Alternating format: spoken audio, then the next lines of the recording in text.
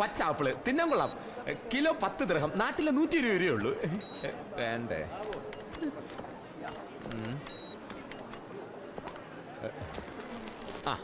6 ദിർഹം 50 fils. നാട്ടിൽ 75 രൂപയേ ഉള്ളൂ. പക്ഷെ പാചകം ചെയ്യാൻ സ്ഥലമല്ലല്ലോ. നമുക്ക് ഇതിനേക്കാൾ വില കുറവും വാങ്ങിയ ഉടനെ തിന്നാൻ പറ്റുന്നതായ എന്തെങ്കിലും സാധനങ്ങളുണ്ടോ നോക്കാം. അയ്യോ ദാ ഇരിക്കണേ, കിട്ടി. 4 എന്റെ കുബൂസ്. ഇത് തൈര്. രണ്ടും കൂടെ 2 ദിർഹം. നാട്ടിൽ 24 രൂപയേ ഉള്ളൂ. ഇതെങ്കിലും ഓക്കേ.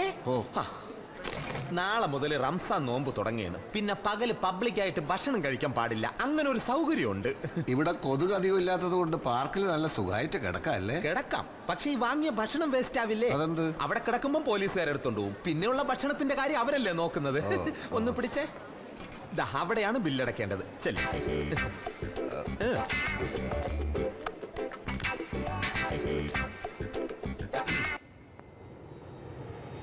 ദുബായിൽ വരുമ്പം ഞാൻ ഇവിടെയാണ് താമസിക്കുന്നത്. പിന്നെ ഒച്ചയും ബഹളവും അലുമ്പുകളൊന്നും കാണിക്കരുത്. അടുത്ത് VIP താമസിക്കുകയാണ്. പിന്നെ മറന്നു, ഒരു 10 ദിർഹം എടുത്തേ. ഈ ടെറസിൽ കിടക്കാൻ വാച്ച്മാന് ഞാൻ 20 ദിർഹം കൊടുക്കുന്ന താൻ കണ്ടില്ലേ? അതിന്റെ പകുതിയാണ് 10. അയാളോട് സംസാരിക്കുന്നതല്ലാതെ പണം കൊടുക്കുന്നത് ഞാൻ കണ്ടില്ലല്ലോ. എല്ലാരെയും കാണിച്ചോണ്ട് ആരെങ്കിലും കൈക്കൂലി കൊടുക്കൂടോ? 10 ദിർഹം എടുത്തേ. 10 തന്നാ പിന്നെ പച്ചവെള്ളം കുടിക്കാൻ കൂടി പൈസ ഉണ്ടാവില്ല. അതിന് വഴിയുണ്ട്. നാളെ മുതൽ നോമ്പ് തുടങ്ങല്ലേ, പിന്നെ പകലൊന്നും കഴിക്കണ്ടല്ലോ. നോമ്പ് മുസ്ലിംസിനല്ലേ? നോമ്പ് ആരെടുത്താലും പുണ്യം കിട്ടും. അങ്ങനെയാണ് ഖുറാനിൽ പറഞ്ഞിട്ടുള്ളത് കേട്ടാ. നോമ്പ് തുറക്കുമ്പോ എന്ത് കഴിക്കും? വാകീറിയ ദൈവം അതിനുള്ള വഴിയും കാണിച്ചു തരും. ചില വഴികളൊക്കെ ഞാനും കണ്ടുവച്ചിട്ടുണ്ട്. കുറച്ച് ഉള്ളിയും 2 പച്ചമുളകും ഉണ്ടായിരുന്നെങ്കിൽ ഇത് കഴിക്കാനൊരു സുഖം ഉണ്ടാവുമായിരുന്നു. വിസിറ്റിംഗ് വിസ തീരുന്നതിന് മുമ്പ് ഒരു പണി കിട്ടിയാൽ മതിയായിരുന്നു. എനിക്ക് 7ാമത്തെ വിസിറ്റിംഗ് വിസയാ. 6 പ്രാവശ്യം ഞാൻ വിസ ചേഞ്ച് ചെയ്യാൻ ഇറാനിലെ കിഷ് ഐലൻഡിൽ പോയിട്ട് വന്ന്. പിന്നെയാണ് ഇത്. ജെയിംസിനെന്താ ഇത്രയും കാലമായിട്ടൊരു പണി കിട്ടാഞ്ഞത്? അതിൽ കാര്യമുണ്ട്. ഇന്റർവ്യൂ ചെയ്യണോമാര് എന്റെ മുഖത്തോട്ട് സൂക്ഷിച്ചൊന്ന് നോക്കിയാൽ തന്നെ കൃത്യമായിട്ട് അവന്മാർക്ക് ആളെ പിടികിട്ടും. എന്തരാണെന്ന് അറിഞ്ഞൂടാ. മുഖത്ത് നിറച്ച് വിനയം വാരിത്തേച്ച് വച്ചാലും ഇടയ്ക്കിടയ്ക്ക് ഉള്ളിക്കിടക്കണ ഫ്രാഡുകൾ പുറത്തോട്ട് തള്ളിക്കാറ് വരും. അതെ, നോമ്പ് തുറക്കുന്ന സമയമാകുമ്പോ ബാങ്ക് വിളിക്കും. അപ്പൊ തന്നെ നിരത്തി വെച്ചിരിക്കുന്ന ഭക്ഷണം കണ്ടല്ലോ, അതൊക്കെ ഫ്രീയാ, നമുക്കും കഴിക്കാം. അയ്യോ, അതൊക്കെ മോശമല്ലേ? മോശമാണ്. എന്നാ സാറൊരു കാര്യം ചെയ്യും, വല്ല സ്റ്റാർ ഹോട്ടലെങ്ങാനും പോയി കഴിക്കും. കയ്യിലഞ്ച് പൈസയില്ല, വെറുതെ പട്ടിണി ഇടന്ന് ചാകണ്ടെങ്കിൽ വന്ന് കഴിക്കുക. അതെ, ഭക്ഷണത്തിന് അങ്ങനെ ജാതി മതമൊന്നുമില്ല. പിന്നെ ആർക്കെങ്കിലും എന്തെങ്കിലും സംശയം തോന്നിയാൽ ഇതെടുത്ത് ഇങ്ങനെ വച്ചാ മതി. അയ്യോ, എൻ്റെ അതില്ല. കർച്ചീഫ് ഉണ്ടോ? ഉണ്ട്. എന്നാ അതെടുത്ത് തലയിലിട്ടിട്ടോ. ബാങ്ക് വിളി കേട്ടാൽ ഉടൻ തന്നെ അറ്റാക്ക് തുടങ്ങിക്കൊള്ളണം.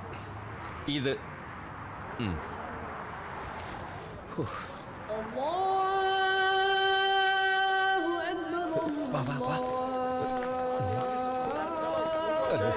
ഒന്ന് മാറി.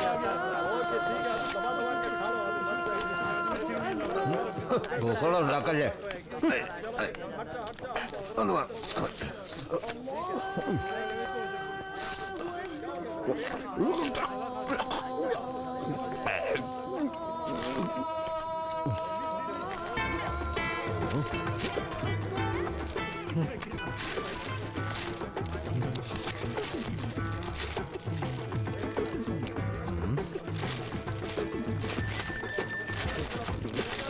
ഒരു കൈയോടെ ദൈവം തന്നിരുന്നെങ്കിൽ.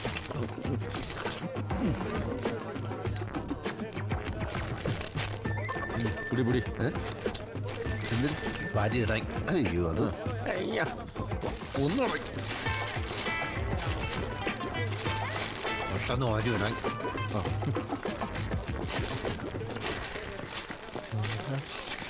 അതും കിടക്കട്ടെ. കവറ് കൊണ്ടുവന്ന് മോശമായാന്തോ. നാളെ മുതൽ ചാക്ക് എടുക്കൊണ്ട് വരാം.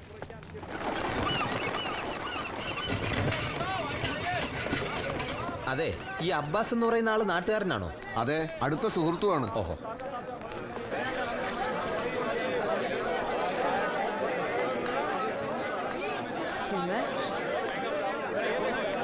ഇത് ഫിഷ് മാർക്കറ്റ് അല്ലേ? ഇവിടെ എന്താ? ഇവിടെ അന്വേഷിച്ച ആളെ പറ്റി അറിയാന്നാ പറഞ്ഞത്. വല്ല ഫിഷ് കമ്പനിയുടെ ഓണറോ മറ്റാണോ? ആയിക്കൂടെന്നില്ല. ആരെയും ബുദ്ധിമുട്ടിക്കണമെന്ന് വിചാരിച്ചതല്ല. പക്ഷെ ഈ അവസ്ഥയില് അല്ല, ബുദ്ധിമുട്ടില്ലെങ്കിൽ എന്റെ കാര്യം കൂടെ ഒന്ന് പറഞ്ഞു നോക്കട്ടെ.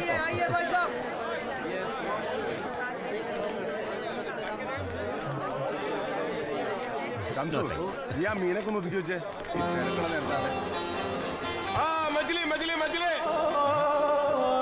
മുകുന്ദ, നീ എന്താ ഇവിടെ?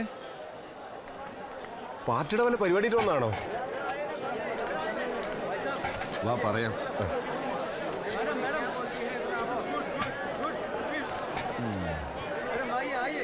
ഇയാൾക്ക് വേറെ വല്ല ബിസിനസ് ഉണ്ടോടെ? പിന്നെ മൂപ്പർക്ക് വൈകിട്ട് ഉണക്കമീന്റെ പണിയുണ്ട്. അത് ശരി. സമയവും പോയി. ഇയാളിത് ഇവിടെ പോയി കിടക്കും. അപ്പോ കുഞ്ഞുണ്ണി ദേഷ്യം തീർത്താണല്ലേ? അറിഞ്ഞൂടാ. മുകുന്ദൻ ഇങ്ങനെ ഒരു അവസ്ഥയിലൂടെ എത്തിപ്പെടും ഞാൻ ഒരിക്കലും വിചാരിച്ചില്ല. ഒരു ജോലി ശരിയാക്കണല്ലേ? ഒരു 5 മിനിറ്റ് മുമ്പ് വന്നിരുന്നതിൽ പറ്റിയ ഒരാൾ മുട്ടിച്ചേരായിരുന്നു. ഏതായാലും ഇവിടെ തന്നെ നിൽക്ക്, ഞാൻ സബ്ജി മാർക്കറ്റിൽ പോയി നോക്കട്ടെ.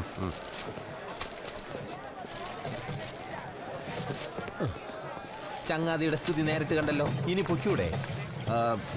അയാൾ ഇങ്ങോട്ടൊന്ന് വന്നോട്ടെ. ജെയിംസിന് ധൃതി ഉണ്ടെങ്കിൽ പോയിക്കോ. എനിക്ക് ധൃതിയൊന്നുമില്ല.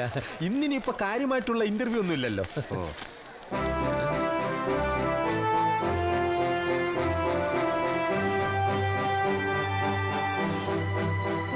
പത്രത്തിൽ എന്താ ഇത്ര വലിയ വിശേഷം? ഇത് കരുണൻ എന്റെ സുഹൃത്താണ്. വരുന്ന തെരഞ്ഞെടുപ്പിന് നിയമസഭയിലേക്ക് മത്സരിക്കുകയാണ്. അത് ശരി. നാട്ടിൽ ഇത്രയും വലിയ ബന്ധങ്ങളുള്ള ആളാ ഇവിടെ വന്ന് കുബൂസും തൈര് അടിച്ചോണ്ട് കിടക്കണം.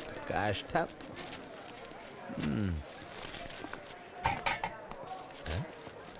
സുഹൃത്ത് അവിടെ കിടന്ന് കൈയും കലാശമൊക്കെ കാണിക്കുന്നു.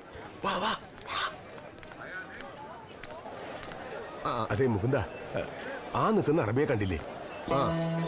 ആള് വലിയൊരു കക്ഷിയാ. ഒരുപാട് കമ്പനികളുള്ള ആളാ. എന്റെ സ്ഥിരം കസ്റ്റമറാ. മൂപ്പര് വിചാരിച്ച ഒരു ജോലി ശരിയാക്കി തരാൻ പറ്റും. മനുഷ്യപ്പറ്റുള്ളവനാ.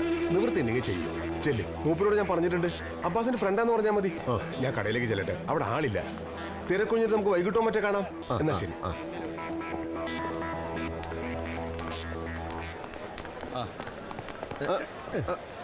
السلام عليكم.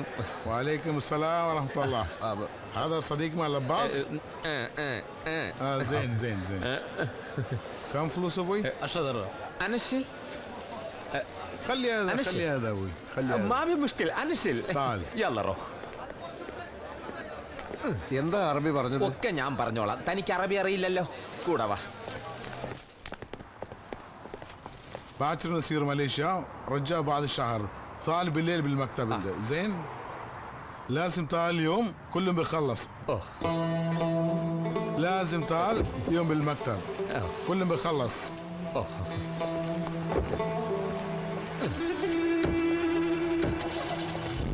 مع السلامة. شكرا.